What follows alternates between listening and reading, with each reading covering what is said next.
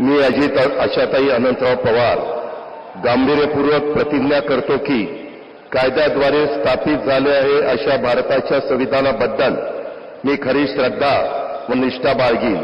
मी भारताची सार्वभौमता व एकात्मता उन्नत राखीन.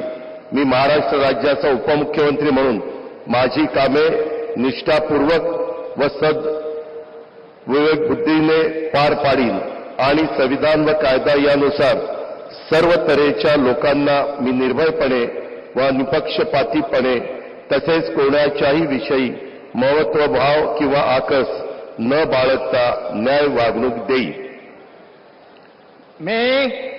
मी अजित आशाताई अनंतराव पवार गांभीर्यपूर्वक प्रतिज्ञा करतो की महाराष्ट्र राज्याचा उपमुख्यमंत्री म्हणून माझ्या विचारार्थ आणली जाईल किंवा मला ज्ञात होईल अशी कोणतीही बाब असा उपमुख्यमंत्री म्हणून माझी कामे यथायोग्य पार पाडण्यासाठी आवश्यक असेल ते खेरीज करून एरवी मी कोणत्याही व्यक्तीला किंवा व्यक्तींना प्रत्यक्षपणे वा अप्रत्यक्षपणे कळवणार नाही किंवा त्यांच्याकडे उघड करणार नाही.